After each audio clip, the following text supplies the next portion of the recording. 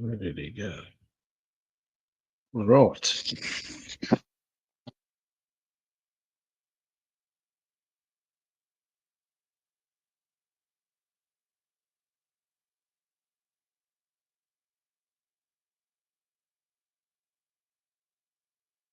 Rightio. Cool, cool, cool.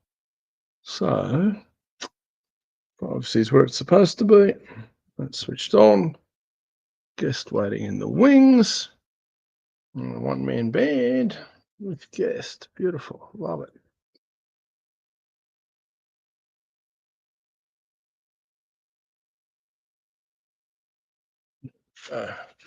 Fantastic.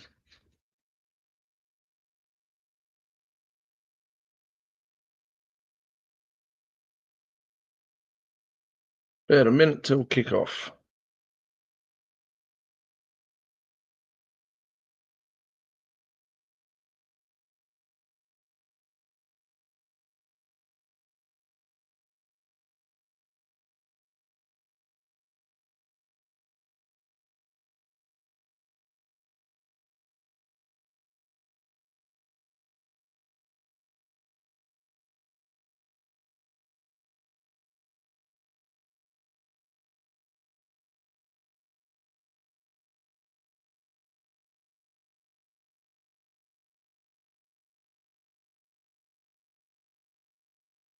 Come on. 7:29. Can't be far to go.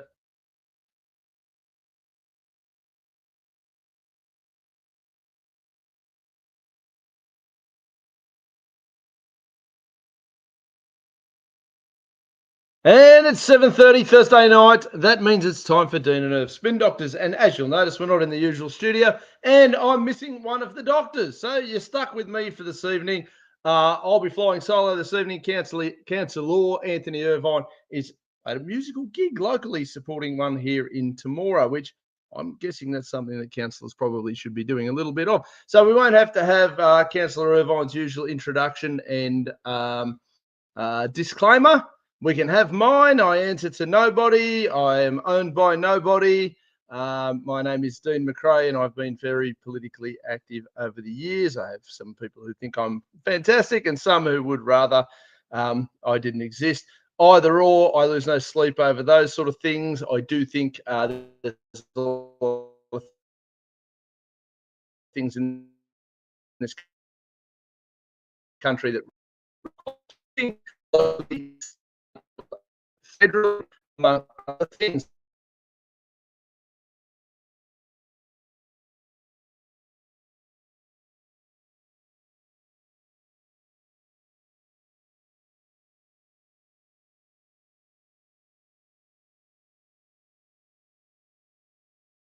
Councillor Irvine. I actually a councillor currently sitting over in the city of heard of it.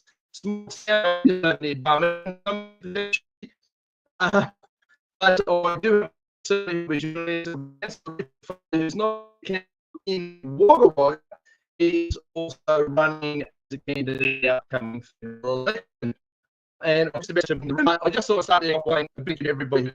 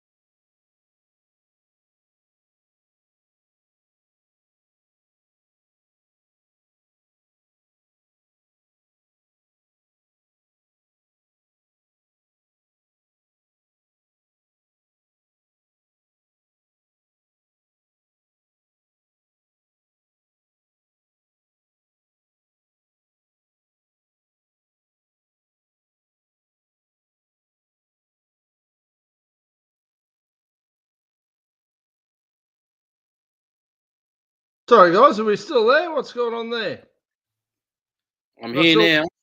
Not sure what happened there, ladies and gentlemen. The internet just told me no, it doesn't like me. Might be this crazy weather we're having. Yeah.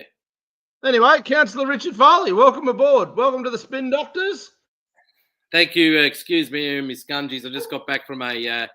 Well, first of all, yes, I'm Councillor Richard Foley from Wagga Wagga. Thank you, Dean, for inviting me. And I understand Irv's not there, so I appreciate the invite.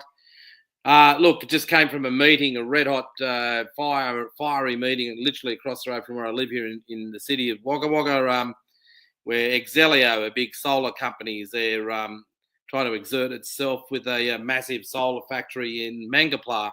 And all the people of Mangapla came out, all the cockies and others around the village to tell this foreign mob what they thought of them. And it was McCormack was there, myself was there, and two other independent candidates were there. And it was a very, very fiery meeting. These people got a hostile reception, and these things are not wanted in the region. My personal view is that when asked, what would you do about this solar farm? I said, what we need to do is, first of all, cut the snake off at the head, and that is cull net zero. Net zero is a horrible, horrible policy from anyone's perspective. If ever you were looking to cripple and bankrupt a country, that seems to be a really good way to go about doing it. Well, look, I've always had the view, as have many other people, that these things should be in more appropriate areas. I'm now of the view that we shouldn't have them at all after what I witnessed the other night at the boat club. An expert, or two experts, one in particular, has done a very, very deep dive into this. And effectively, they've got for every megawatt of solar produced, you've got to have 4 megawatts of something else in order to back it up, because it's only running at about 30% at best. So that's predominantly gas and other things. We had the Climate 200 independent there who's trying to speak against this thing. But Gannon Brooks, of course, is funding her in this election. He's trying to build the biggest thing since sliced bread up in northwestern Australia to make green hydrogen. I mean, this whole thing's crazy. It's going to bankrupt the country. We should be going back to, in my view, back to using coal. Putting state-of-the-art coal Healy plants, what they're called, which have got a 95% reduction in emissions, and then develop our nuclear industry over time, because you can't just snap your fingers with the nuclear industry, but we need to develop the engineers, the skill, the manufacturing, everything else. And so energy is a big thing in this election because it's affecting the cost of living. But that's enough banter from me, aside from the fact that I am also running in this federal election against McCormack, and I haven't asked him the question directly yet, but tonight didn't have a chance to. But he was the guy that opened the door to all of this with ScoMo when they voted for and supported net zero. Yeah. So National Party people listening, you want to sit there backing up the National Party, which basically lays down and does what it's told at the behest of the Liberals, who are still, even Dutton, are still stuck in this thing, despite the fact that Trump's removed themselves out of this. It's amazing how it all works. It's amazing how it all works. But I guess we better start from the beginning, Councillor Foley. So let's start with Wagga. What's going on in Wagga at the moment? So obviously, I think you're fairly comfortable and aware that Councillor Irvine over here has faced a fair few challenges over here in Temora. Some people are avid supporters, and some people are very, very much against his stance and positions on things. I've found he is the most, I would say, approachable. He makes himself the most available for the hard questions out of all the councillors we have over here. How has the Wagga City Council got much of a relationship with Temora Shire Council? Are you guys all friends? How does it all work? And I guess, where do you stand on a lot of this stuff? I know you've got a little bit of knowledge of what's been happening this side of the Juno jar. Well, I think what happens, firstly, I have good relations with most of the regional councils around us, the villages and others, and the smaller areas. And Wagga's obviously the major feeder area, for Temora and these other areas. I find that some of these councils, as you're very well aware of, are captured yet again by the National Party and have influence in there. And yeah, you've just Michael McCormack's just got to write anything on Facebook, and Rick Furman's tick in the box. So it's very partisan, and it's unfortunate. Now I think that Mr. Irvine does a great job. He asks the hard questions, not too dissimilar to another rowdy councillor up there in Cooma, Andrew Thaler, who's now got, I think, some 26 code of conducts against him, an absolute record. 26, is he? Yeah, 20. I do believe, and He's only been a councillor for 15 minutes, Mr. Thaler. Well, it's insane. So what goes on in local government? Look, just getting back to our council, and I must say the previous council and councils before it have been rather fractious. And when I joined and ran initially on the ticket of Mick Henderson, which was a very popular councillor, and I was accused of running on his coattails, and despite the fact I was over with him tonight, it was the event he was organising tonight. I still get on extremely well with him, and ran on my own ticket last election, just gone, and got re-elected. My view was at this point, before I was going to take up the cudgels, was to first of all try and see what commonalities and pragmatism could be put at play first. And yes, we've got Labor there. Yes, we've got Greens, and we've got other people with vested interests and different points of view. I took the position where I could have picked up the football from where it was left, and kept open wounds and arguments that were not of my doing. But I understand some of the situations behind it. But I took the view that we had to first of all settle down the council and try and take a new direction. We now have, I believe, a very good operating council where we agree to disagree, and nobody gets into factionalisation. Nobody gets into won't talk to this one, won't work with this one. I can pick up the phone to any councillor and express my point of view, and vice versa. So that's good for the community. And I think that's unfortunate for your community, that you can't have a situation where you've got a guy in Mr. Irvine is pointing out clear issues, right? And people are just so entrenched in their positions that they can't say, well, shit, all right, you've got a point, and let's sit down and smoke the peace pipe and see if we can sort it out. Now, the problem is, and this is what you get into councils like that, you just get intractable situations, and you just spin the wheels, and that's no good for the community. So I support what he's doing. I think people just need to grow up, produce evidence and things when he's asking for documentation. You know, they try to redact and keep things redacted and hidden and all the bullshit. I've seen it all, and the frivolous claims that they're doing in relation to codes of conduct, not only in your council but in others around the state, is obscene, because it's costing the ratepayers at an average of 10. I know the ones in Wagga, if there is one, they cost about 10 grand to throw, and that goes to down the gullet to some lawyer. Yeah, look, I think they're up to about 70 or 80 grand with Councillor Irvine's codes of conduct so far over I think he's at 4, maybe 5 now. It is frivolous. It's a complete waste of time, and it's a farcical waste of taxpayers' money. It is. Yeah, and look, that's no good. That's 70 grand that's not going into your footpaths. That's 70 grand that's not going into fixing up on the local parks. I mean, that's just, it's just utter crap. So instead of debating the guy, having your stoush in the public and sorting it out, they're playing all this nitpicking garbage. I'd love to throw all of them, every councillor, onto a panel forum and say, ask me anything. And I know one who will happily sit there and answer any question he's asked. I'm not so sure about some of the others. There's a few there I know I've always known them to be good people. I've never had any direct issues with some of them.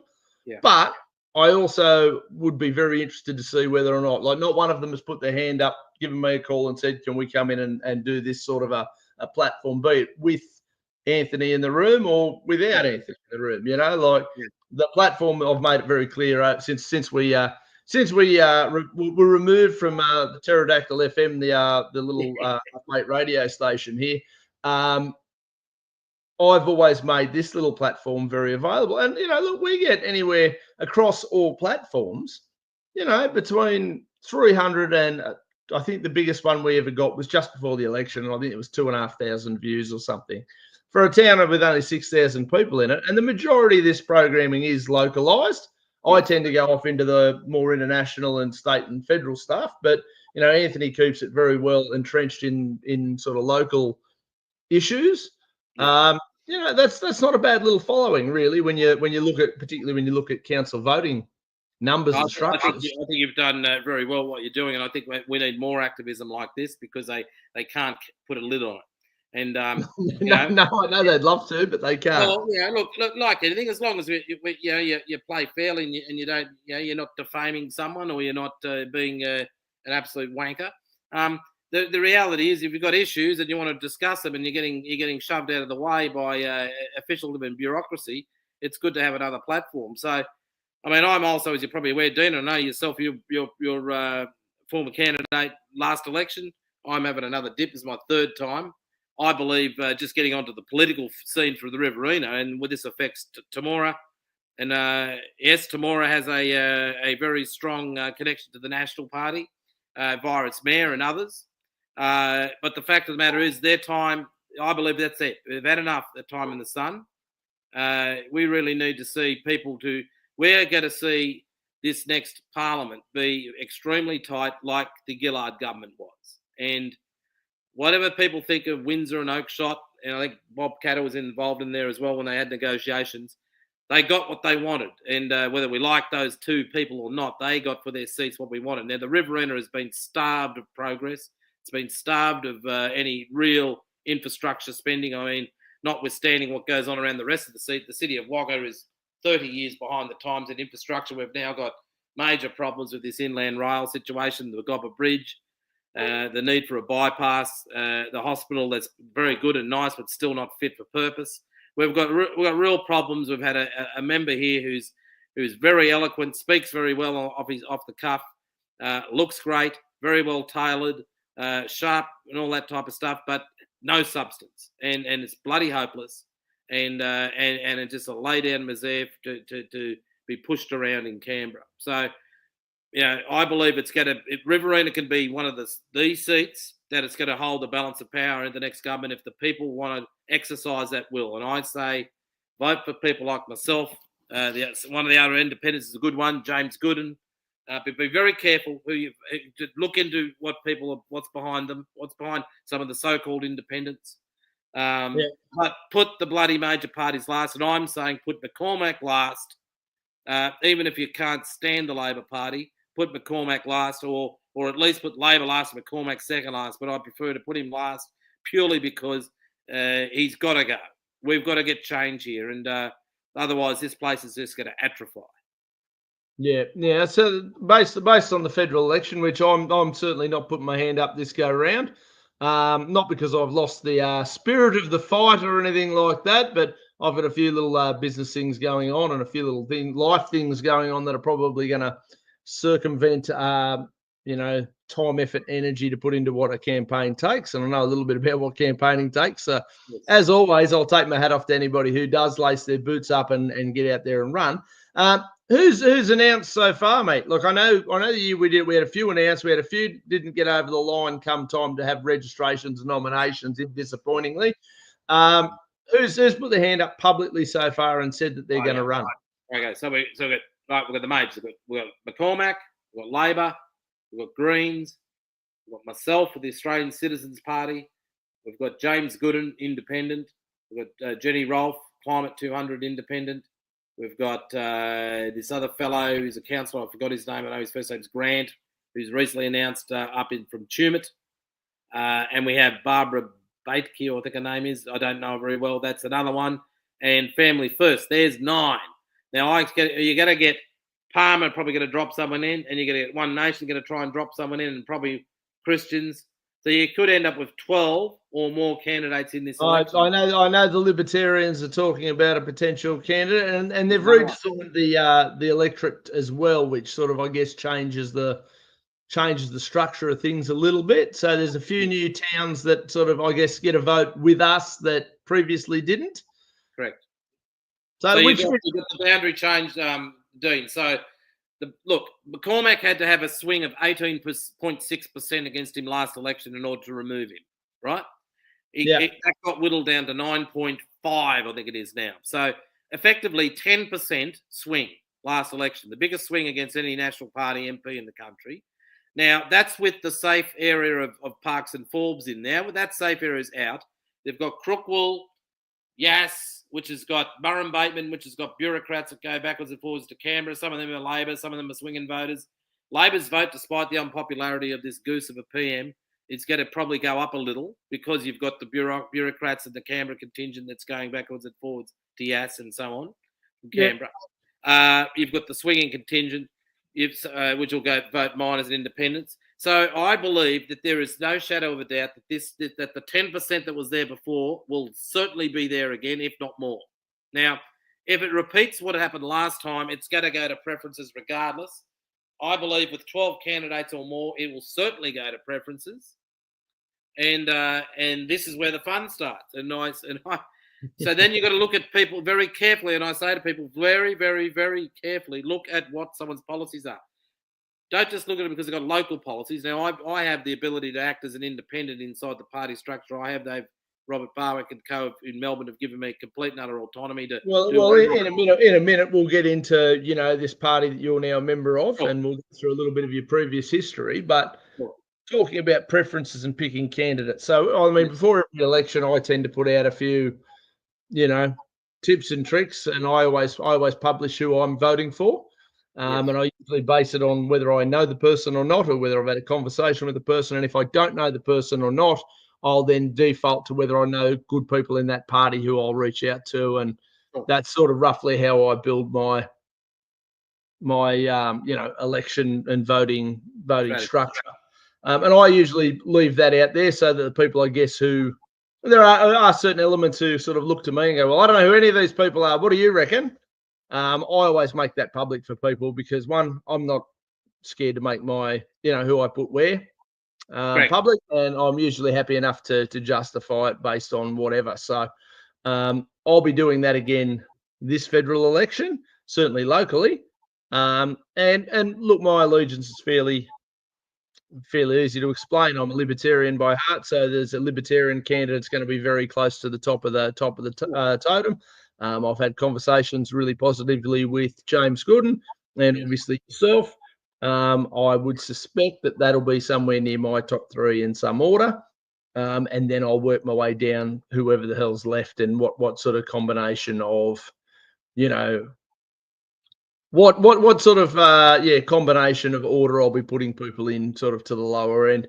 The lower end's usually pretty easy for me. It'll be the bottom four will always be Liberal, Labor, Nationals, Greens in some combination. And then I'll work out the least next shit from there. It's kind of what it is, And I think a lot of Australians feel that way. Who do we vote for? These people are crap. I don't know these people, This is why it's very important that we actually get rid of the uni party, the Labor and the National Liberal National Party, from holding control of this seat, because we will then have, depends on who's going to be, takes it from there. But I can tell you, if I was fortunate enough to snag it, I'd be absolutely and utterly ruthless. And with pursuing, making sure that the goals of the Riverina, and we got some serious cash on the table. So we can start fixing our roads, start fixing our shit bloody infrastructure, start getting some of these things reduced, So on that, I guess, note heading into, so you ran the federal election before I did? Yes. Oh, well, in this seat? Yes. You ran with Clive's gang? I did. You did? Yes. No, one, you're not running with Clive's gang this time around? No, I'll give you the lowdown. First of all, 2016, I ran with $3,000 in my pocket as an independent and got 6.7% of the primary vote. Yep. And second time round, I was offered by a friend who was a member of Palmer's party. He said, "Look, we'll fund you and we'll give you a go. Do you want to do it?" And I remember how ragged I was, and how absolutely just destroyed I was after standing on a pre-poll for 2 weeks and then trying to galvanise a voting situation on election day. And I got just shy of 11% the second time around, the highest vote for his party in the entire country. And nobody, I think the next closest was 4%, and the rest of them all flopped under 1%. He had 151 candidates. It was just a circus. It very annoyed me. There was a lot of good policies that they were talking about, zonal taxation, at the time, nuclear energy and other things. I've been a proponent of nuclear energy for 30 years. But they couldn't stump up $10,000 for me to cover my costs. A billionaire couldn't stump up his money to back me up. So I had to do it all myself. Wouldn't let me have call flutes of my own Corflutes wouldn't let me run social media, banned me from that. So I just defied him against all orders and ended up bloody getting the best result in the entire country. And it really pissed me off is that he preferenced McCormack, number 2. Yeah. And I was just like livid. I didn't want to run any preference. I didn't want none of them. It was Greens, Labor, and McCormack. And you know, like I had Labor people coming up to me saying we couldn't give it to you because your preference deal with. So Labor people were prepared to vote for me. Nationals people were prepared to vote for me. But you know, so if there had been no preferences, I reckon we would have had a very interesting result. But anyway, that's that. That's life. Yeah, absolutely. That's how it works. Yeah. Look, I sort of feel a bit similar. Clive tends to roll out some policies I sort of like, but I always find myself just going, mate, you're doing more harm than good. Can you take your money and bugger off? Obviously, he's not going to take my word for it, but you know, look, I've seen a lot of good things that he's done, and I've seen a lot of negative things that he's done, or things that I deem positive and negative. Sometimes I think he would be better off to just shut up, which he'll never do, take his money, and if he wants to be a bit of a silent investor in some quality movements, that would probably be his superpower. I just don't think he's got it in him to sit in the corner quietly and dole out money. Dean, what he's done, he's bought himself into the Federation Party. He was offering, look, I do know he tried to offer now a prominent senator is now no longer in the Liberal Party, $5 million he told him to jacket, and for his party. And so he's basically bought himself into everything. He's got no political nous. He's got a lot of money, and if he used, and his advisor is around him, the advisor is set around him, and I've seen it because I've been up there into his house. I've been around, the advisor he set around him has been with him since the bloody 80s, since he was working with Joe Bioki-Peterson. And he has not changed that advisory set ever since, and it's just absurd. If he got good advisors and did the right thing in politics, could have been, but it's a circus now. Yeah, it's too late now. It's name's just berserk. You know, it's like berserk. It's just no good. So it's unfortunate. Look, I had a great relationship with Daniel Martellotto, who ran for Clive last go round. I thought Daniel was great. I think Daniel, I think he expected to sort of get a better run than he did votes wise, and was a bit disappointed with his result. But I tell you, as a candidate who, you know, and you're going to go through it again this time, when you're in that small party space or the close, you know, the independents and the, you know, you try to pull a bit of resources and try and help each other out a bit, or you do if you've got any brains. And you know, I had a good experience with them from that perspective. And at the time, of course, the Libertarians or Liberal Democrats, as we were we announced a 1-2 deal with Clive's mob back then. And there were some pros to that, and there were some cons to that. And to this day, you can still see the effects. Craig Kelly's now a Libertarian. There were some really good people that gravitated across that I thought should have been the Libertarians anyway, that were a little bit swayed more by Clive's money than they were by the empty pockets of the Libertarian Party, which is what it was at the time. But, you know, look, it comes down to those policies and alignments and who you can work with and who you can't work with, and it's going to get really, really tricky. But from what I understand, you're a member of a different party now, a different group. What can you tell the people who are particularly in the Temora area? I know you're looking to come and do potentially some events over here, which I'll be more than happy to help facilitate. But tell me about this party. Right, so the party is called the Australian Citizens Party, and it's formally known as the Australian Citizens Electoral Council.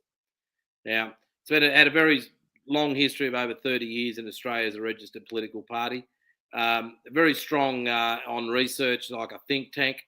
Does a lot of work with national banking and nationalising of key resources, and such as our fuel security, our natural resources and energy. Shipping and stuff like that, national infrastructure.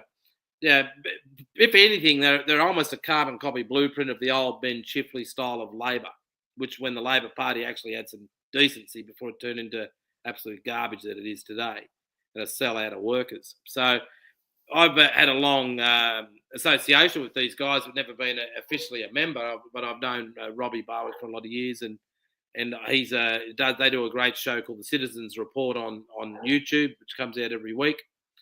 So they're a red hot go with what they're doing with banking, particularly. We've got they've got a lead Senate candidate who wants to go to war with the banking sector and about what's going on there with the corruption. The banks are corrupting the entire political scape. No, they would never.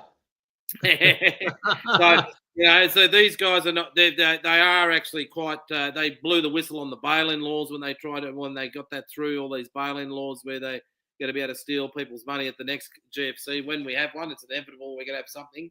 It is inevitable, and most people who are sitting here watching this program and any other program are going to go, bail-in laws, what are you talking about? Do your research, go and have a look at bail-in laws. Effectively, it means that as soon as the government and the banks run out of money, they're legally entitled to pinch yours without rhyme, reason, or justification. They just can because they can. Don't believe me, you do your own little bit of homework there, but they're a very, very real thing. The government and the banks can essentially team up and commandeer anything of yours that they like at any time, which should help you all sleep warm and cozy at night. Yeah, it's absolutely brutal, and sort of referring back to one about Palmer actually, and was one of the, just before cutting into what I'm going to say, is that one of the good things that he did do in the last round is that he was pushing very hard for the freedom of people to choose what they wanted to do in relation to vaccination. Now, that whole message then became a very strong political message, and then it got abrogated by, for want of a better term, complete weird shit, where people were thinking that everyone was, up to that there were pedophile networks under every council building in Australia and everything else, and it totally buggered the whole message. And I think that was deliberately, personally infiltrated to destroy that message, because that was a unifying message of freedom. Let me do what I like. Let me go into where I want, but be responsible with the way I handle my own health. Which brings us to what we're talking about, amongst other things that I believe there does, that where I don't know of any other party at the moment. I know that the Libertarians probably have a position on this, and that is that I believe there needs to be a royal commission. We're calling for a royal commission into COVID. We're doing a lot of work with Gerard Rennick, who's been an outstanding advocate in relation to this situation. And it's not about saying I don't believe in vaccination. I've had vaccinations. I'm not an anti-vaxxer. But I was absolutely appalled at the way the police and others handled this whole matter. Brad Hazard and these people, what they did in that last round of the pandemic. So there needs to be a royal commission or some form of high-level inquiry where these people are held to account, but also not only for that basis, but also to ensure that if there is ever an actual pandemic again, how we properly and appropriately handle it. And only a terms of reference from a proper terms of reference from a royal commission impaneled to do so would help the governance of the future to do so, because that was crazy. Now, speaking, of course, links to things about the pandemic. Only recently I found this by looking through Michael McCormack's Parliamentary Register of Interests, that he took a free trip to the United States, courtesy of the Bill and Melinda Gates Foundation, and was and it's on his parliamentary register in 2023, and went over to some event that we don't know for 2-3 weeks, all expenses paid for, travel, food, and accommodation by Bill and Melinda Gates Foundation, who are, of course, pivotal in what was going on in the Fauci and everything else in this COVID business. In the scamdemic. Yes. Look, that's everything that went on during that period. I agree with you, was horrific. Obviously, I was involved in quite a few, protests, and I certainly didn't hold back on my opinions in it. In fact, I believe I made the front page. I made the front page of the Wagga paper every so often. I don't know why, but during that one, I believe, and I think you were at that event at the, where were we? We were at the park. No. We were at one of the clubs. The Riverine Club. Riverine Club. Yeah. We're at the Riverine Club from it was my campaign launch, and I actually launched my campaign really, really early in the cycle, and people thought it was because I was just really enthusiastic, and that was part of it. The other part of it was I was also 100% aware that I was sort of going to be coordinating most of the Libertarian candidates in New South Wales, and we had about 30 or 40 of them. So I kind of thought, well, if I can get mine up and running and out of the way early, I'll have more time to help everybody else get theirs up. Because in those little parties where they don't have a lot of resources and things like that, it's really who's going to roll their sleeves up. So it sort of looked like I was sort of just being really, really enthusiastic to get this campaign started, but it was more a time management thing for the rest of the campaign, knowing what was coming. But we did end up getting front page of the Wagga Bugle over there for that little outing, and there was a last minute, I believe there was a last minute panic and some phone calls to a good friend of ours, Colin Taggart, regarding we can't have this event here, you can't book this out, these people haven't had the jab, they're all going to die. It was, you know, I'm sure the article's still here somewhere in a box somewhere. You know, the meltdown was palpable. In the end, I think that we actually had a very successful evening. We had people there from the Veterans Centre. We had a couple of other candidates who, you know, I invited to speak, and which I think that's sort of almost unprecedented, to be honest with you. Like, you know, inviting and McCormack got an invite too to that. Of course, he declined. I don't think he even bothered to acknowledge, but you know, it sort of, I guess, goes against the standard traditions and rules in political warfare, if you will, to be inviting your political opponents to hop up and speak at your events. But I've always looked at it of, if you can't stand up in front of my audience and stand by your ideas and your policies, well, you're not going to last 5 minutes in front of the real people of Australia. I've got no problem standing in front of anybody anytime and justifying all of my policies, positions, thoughts without needing a minder or anybody to hold my hand. And I think that's something I look for in any political candidate, even if I disagree with you. As sad as it is, Richard, I actually have a twisted respect for Lydia Thorpe. So do I. And people say to me all the time, "Oh, but she's this, she's that." I actually look at her as somebody who believes every bit of bullshit that comes out of her mouth, whether it's right, wrong, indifferent, absolute gibbering nonsense. She seems to me to be one of the few people in Australian Parliament who actually believes what she's saying, which earns you a few brownie points in my book, as opposed to controlled. Well, that's right. She's probably, you know, right 1 times out of 10, but I mean, hats off for having a crack and being politically incorrect. When on the other side of it, where people say political correct, on the other side of it, she's offending others. Yeah, and I just think it's funny. She's definitely a talking point, but you know, we can actually respect her because she's got the kahunas. And to be fair, as far as I'm concerned, she's got more testicular fortitude than 80% of the blokes in Parliament and women in Parliament running around, regardless of how much she comes out with some completely idiotic shit policy-wise. As far as I'm concerned. Look at these look at these teals. I mean, what can anyone point to anything they've done? Right, no, in their entire time they've been there. And I actually watched something, and I know he's very pro-Labor, but that Friendly Geordies, I was watching one of his things the other day. He was bagging the shit out of it, and he was making sense. He says that they've actually voted every law that's got something to do with stripping workers of rights. They've done it, undermining people's wages and stuff. You know, they're absolute liberal light, and they're liberal light on certain things, and they're green heavy on other things. Yeah, and it's a worse. And the Liberal Nationals are green light in certain areas now as well. So it's you know, they're also there's no consistency in any of their policies, and they certainly haven't got a principle between them. It's really sad for the country. McCormack froze tonight because they asked. The Wagga Ratepayers Association president asked out aloud to this room about 100 people. He said, "Right, we've got 4 candidates here, including the sitting member. Where do you stand on this solar farm project and just the idea of these things in general?" And I was cursed cab off the rank and just said, first of all, we've got to start, as I said earlier in the interview, we've got to cut off net zero. As soon as you cut net zero away, all of this subsidies, all of this BS will go away, because for every megawatt you do, you're talking about another 4 or 5 got to be created out of gas or something else in order to sustain it. It's just ridiculous. I should have probably had a crack at it, but I am going to be having a crack at him about this when the time's right, because he voted for the bloody thing. He knows it. I'm sorry. He looked over at me. He knew, and I said, mate, if there's ever whatever, if I'm happy, if I happen to be lucky enough to snag this, and people give me a 1 or a 2 on their bloody vote cards and it gets to preferences, and I get a few bloody 2s, whatever, I reckon he'll be shitting his pants, because they'll have to whether it's ScoMo or Dunn, whatever, whoever it is, depending on however the cards roll out with the people's votes. Neither of them are going to go to first base through me unless they rip that up. got to go. Yeah. Yeah, look, and I remember we during the last federal election, and we'll flip flop back into where we're going and where we've been, I guess.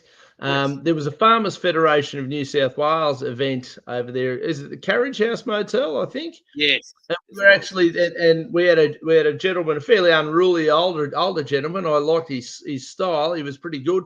Came out towards the end demanding, who would support a royal commission, into corruption and all these sorts of things. And I'm sure the video is still floating around. I was the only one who said that I wouldn't support it. And then I gave my reasons. And basically, because I think royal commissions, the way they're currently set up, are, they don't have any teeth. They're a great big waste of taxpayer money. At the end of it, everybody gets a little pat on the head. The terms of reference have got to be proper. Yeah.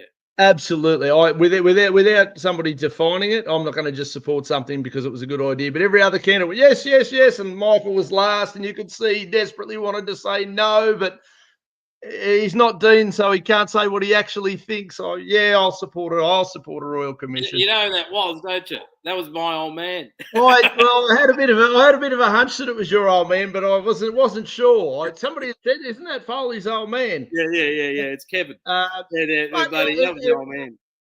But it was a good question, and again, because it was live, it to me just showed that Michael hasn't got, and you hit it on the head earlier, looks the part.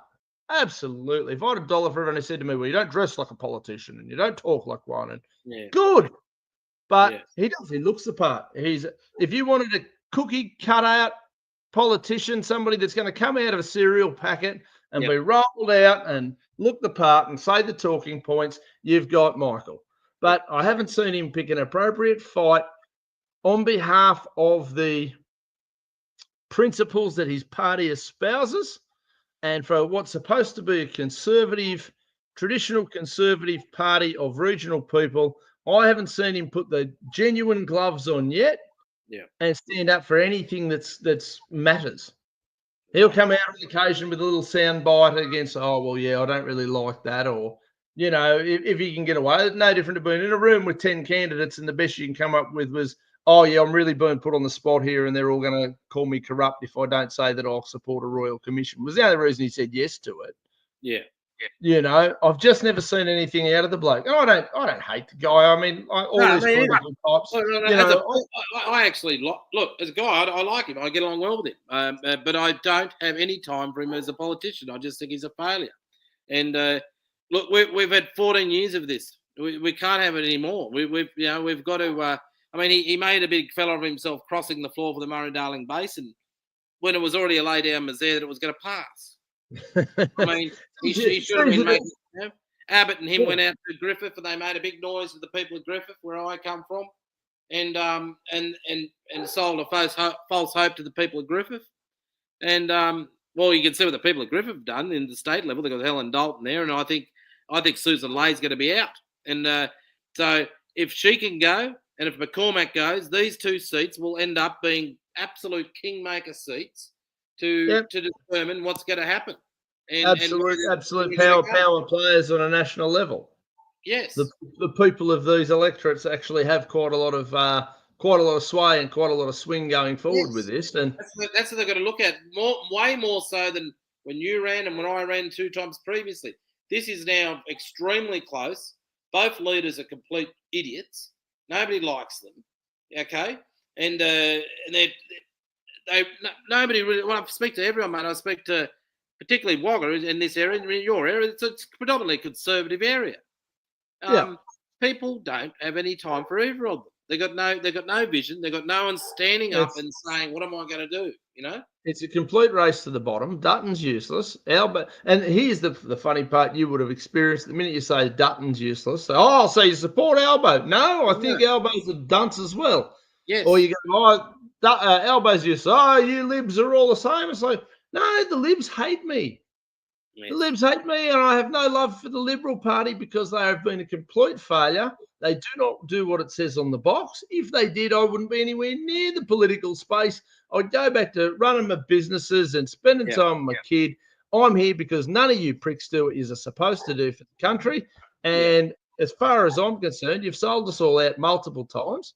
and Dutton and Albanese are two of the most feckless leaders in Australian history, and we've had some absolute doozy useless politicians. I agree, mate. And so, I really hope that one of the people who was a former Liberal, as I mentioned his name before, Senator Rennick, I hope he prevails in Queensland there. He's a very good senator. He's measured. He's got some great bloody fight in him. And the girl who does all of his work, actually, his PR, and he's doing my PR in this election. So you're about to see some pretty hard-hitting advertisements. I'm going to come out swinging and against them both, and really people need to see that you've got an opportunity. It's not up to me. It's up to we. I mean, people have got the opportunity here to really flex their muscles. Well, and look, and that's one of the other things that I often say is it's all well and good for somebody like you or me or Councillor Irvine or, Jared Rennick to put their heads above the pulpit and risk having it shot off. And people are very quick to, look, good job, stick it to them. But it doesn't count for a damn thing in the effect that, it doesn't count for a damn thing unless people actually support you with their vote. And that's where we always come back to the same silly nonsense where people go, well, who are you preferencing? It makes no difference who the candidate preferences. None.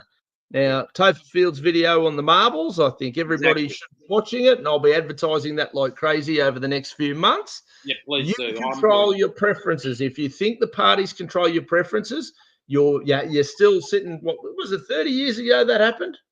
Yeah. Try to think what year they stopped that shit, because it was a thing where the party would control the preferences. And I can understand where that confusion came from, but it's no longer a thing. You number the boxes, you fill them out, you go through what you've got to do.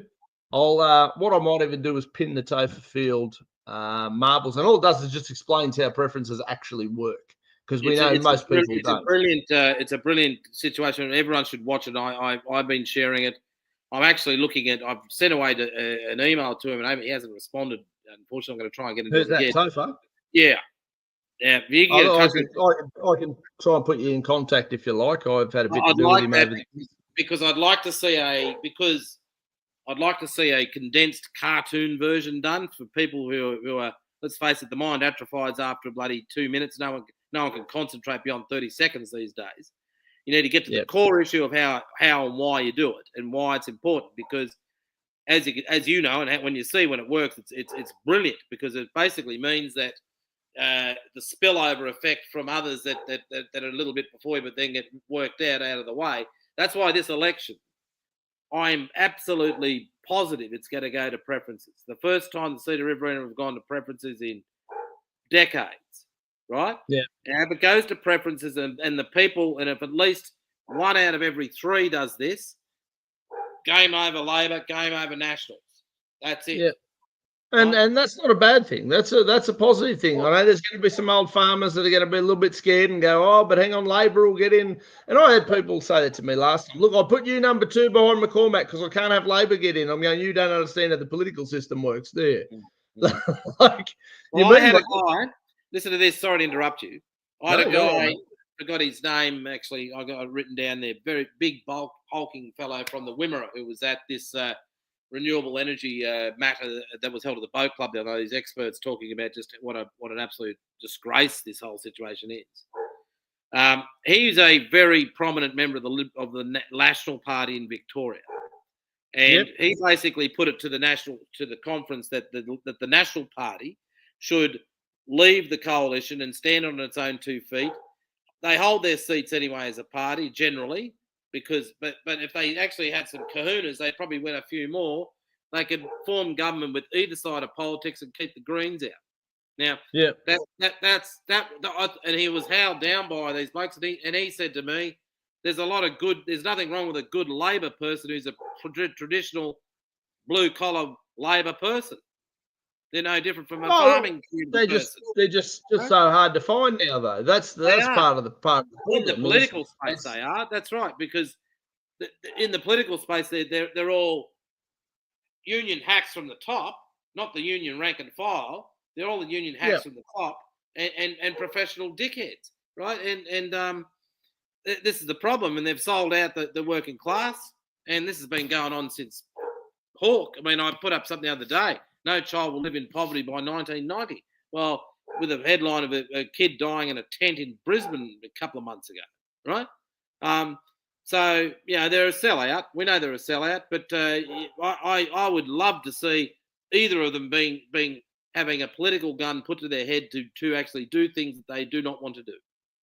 Oh, look, absolutely, Right? and you see it all the time. They just do everything purely for the vote, and it's disgusting. And Yeah. you can see it now. Every day we turn on the TV. Who's matching what offers? Today, the Labor Party have said they're going to cap. Yeah. What was it today? Something about scripts at $25, Yeah. and then the Liberal Party come and go, well, we'll match that. Yeah. What are you doing in my car yard? Are we competing on price? What the hell is wrong with these people? It's absolutely mental.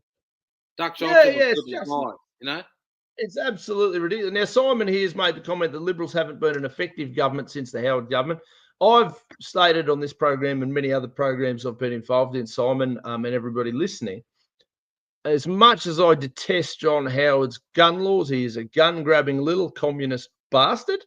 He was the last effective leader Australia's had. Okay. Certainly in my lifetime, Hawke was an effective leader. Keating had a couple of things that were half all right. John Howard was without a doubt the last actual effective leader this country had. I'll stand by that, even though I still consider him and his gun laws to be an absolute game changer for what we're currently facing in this country now, because he was that leader, and because he's still been puppeteering the Liberal Party for the last 40 years. He is a big reason as to why the Conservative movement's currently just imploding, and pricks like Matt Keane can get in there and become ministers and shit like that, when we all know that Matt Keane's a Green.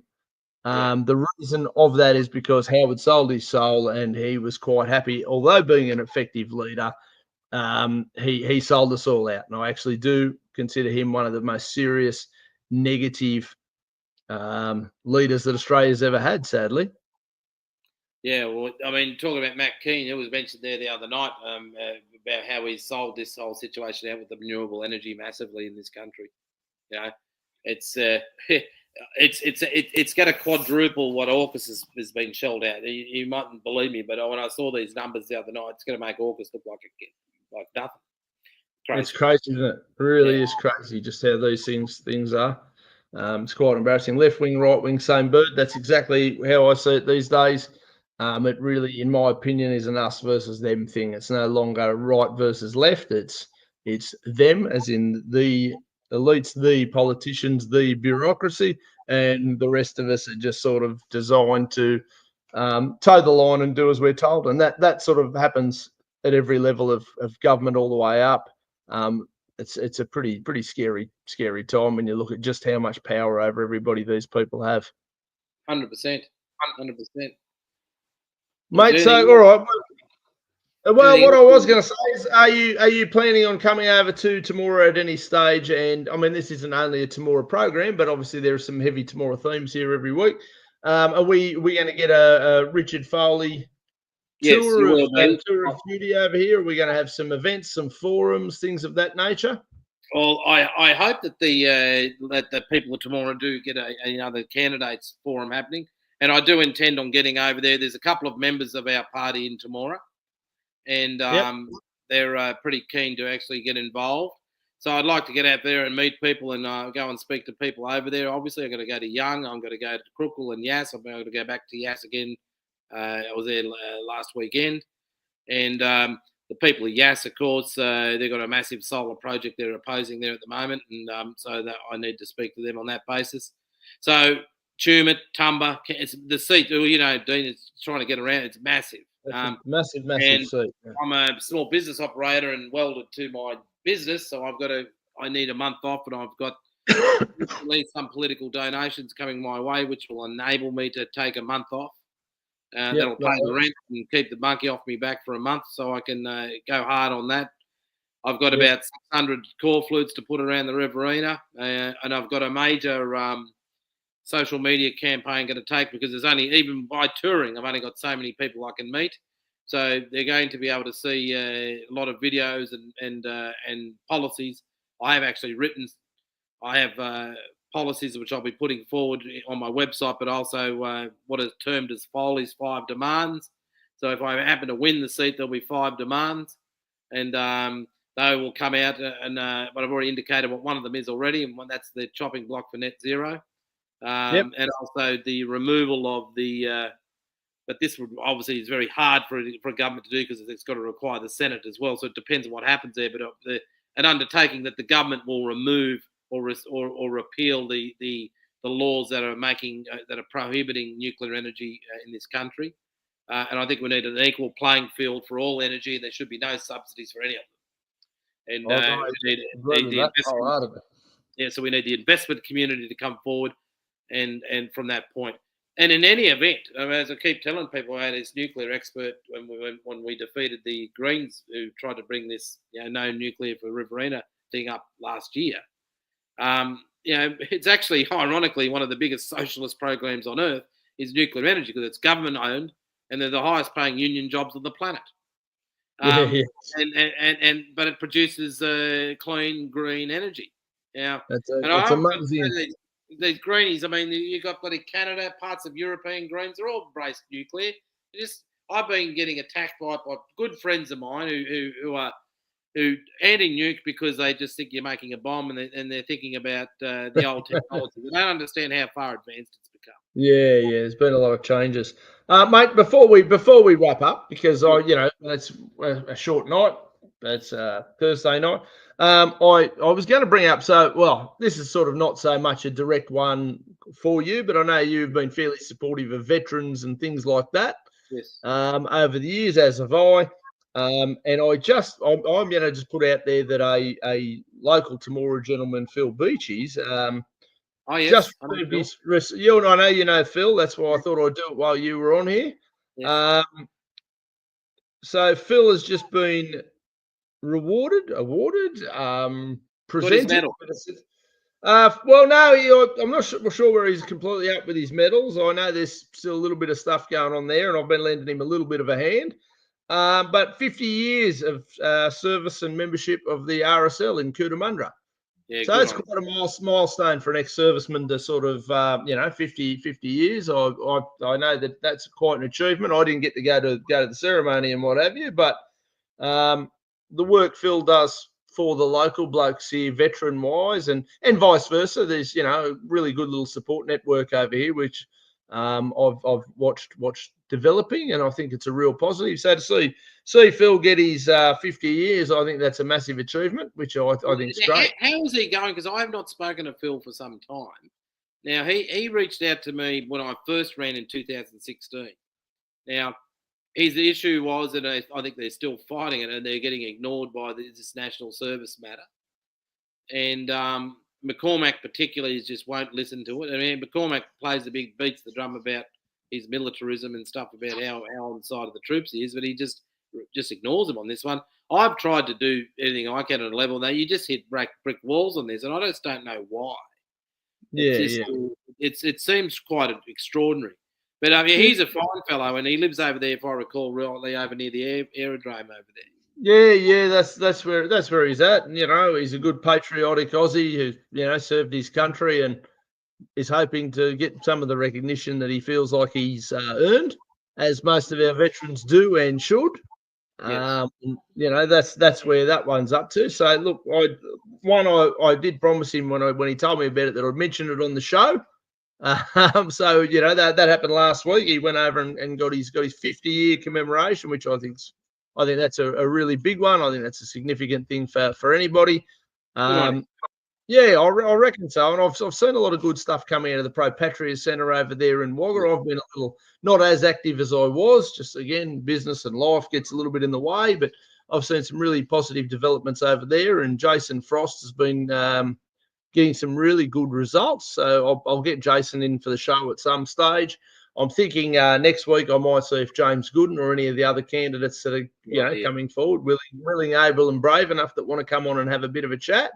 More than happy to sort of.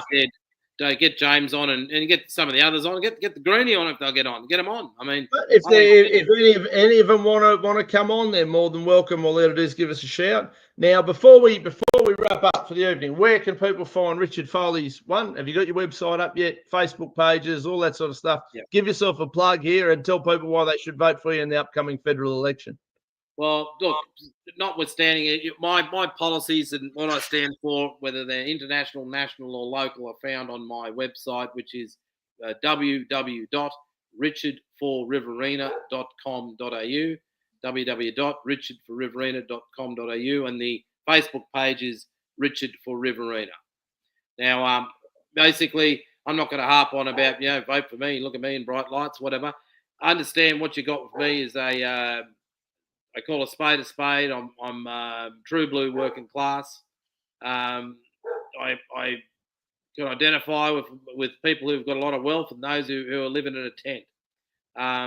So I, apart from being a fighter and someone who'll say it how it is, but I also am not stupid or reckless enough to not be pragmatic when you need, or to have some statesman-like qualities, which are, let's face it, politicians, if they're going to get to the big league, need to have to some degree. So I would personally be honoured if it ever came to it. I do personally believe that it'll be a toss of the coin if it gets down to preferences between James and myself, and we would likely get over Labor if James and myself got a good support, and McCormack would get crushed on the back of that because Labor's votes would. Let's see how that all goes, and I know Tabora's currently in the process of getting its own ratepayers association put together, which is great to see over this little side. I'm sure they'd be more than happy to host a bit of a candidates event as a early on event, and obviously whether or not the official powers that be in town currently are willing to showcase anybody other than Michael. I know that I'll certainly be more than happy to support, encourage, and if I have to, set up a candidates forum or two over here quite happily. So I think that'd be great, mate. I'll make sure you get me. I think that'd be the thing to do, is actually set one up outside of these, because what happens is, and they corral you into these National Party control organisations, whether they be councils or organising events. Like I got up to Forbes that I couldn't even speak on the things that I wanted to ask him, but I want to ask someone else something, couldn't even speak. So I just think there are councils that I won't mention, but they're in the Riverina, who've refused me access to even come and visit them, but given him access. Yeah. It's interesting that they think they're important enough to refuse a candidate access. Like, who the hell do these people think they are? Well, number one, a candidate, and two, a sitting councillor who understands councils. Now, before we go, I'll just let you know there was an event held up last week or so up in Orange, which was a conglomeration of the northern precincts of Forbes, Cowra, and others, part of the Riverina, and Calare, which is around Bathurst and Orange. Yep. The person organising that event, I'm told, is a card-carrying National Party member, and she excluded me and James Gooden from attending, and the Green. Right? So they had the other two ladies who were independent, and Labor and McCormack, and they claimed that we have the Riverina candidates here. Well, bugger off. Like, I've been out and announced for a long time, so has James. I mean, that's what goes on. You've been through it. They're going to try and. I know, mate. I gate crashed an ABC candidates event in Gundagai where only 3 candidates who were going to win, who were in contention to win, were invited, and the 3 that were allegedly in contention to win was Nationals, Michael, Labor, and the Greens, which we all know the Greens are never in my lifetime going to get anywhere near winning this. The Labor Party is never going to get anywhere near winning this. Yeah. And Michael, to his credit, did an acknowledgement of Dean in the back of the room.